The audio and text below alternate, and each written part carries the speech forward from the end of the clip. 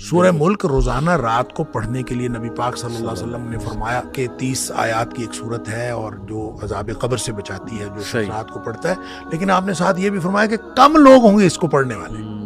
اس لیے کہ اس وقت نیند آئی ہوتی ہے, اور جس نے یاد بھی کی ہوئی ہے اس کو بھی یہ ہوتا ہے کہ چل یار خیر ہے.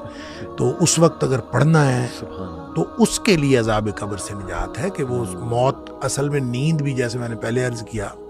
وہ موت اور نیند کی آپس میں مشابہت ہے. تو نیند کے وقت موت کی سی تیاری کر کے سونا اور اپنے معاملات سارے کلیئر کر کے سونا, اصل بات یہ ہے. 3 دفعہ استغفار پڑھیں آپ, آیت الکرسی پڑھیں آپ, جو دعائیں نبی پاک صلی اللہ علیہ وسلم بتائیں وہ پڑھیں, سورہ ملک پڑھیں, پھر آپ سوئیں تاکہ ساری ہر طرح کی چیزیں جو ہیں آپ نے سمجھیں آپ اپنی طرف سے مر رہے ہیں. بالکل ٹھیک. اور مرتے وقت جس طرح کی یعنی معافی کی ضرورت ہے اللہ سے مانگنے کی, اس طرح کی معافی مانگ کے سوئیں. اور جو معافی مانگے بغیر یا عشاء کی نماز پڑھے بغیر جو سو جاتا ہے اس طرح سے, تو یہ تو میں سمجھتا ہوں دنیا کائنات کا سب سے بڑا رسک ہے کہ بغیر کسی یعنی گناہ کی معافی مانگے اور بغیر عشاء کی نماز پڑھے یا بغیر کسی تیاری کے آپ سو گئے, تو آپ نے تو سب سے بڑا زندگی کا سب سے بڑا رسک لے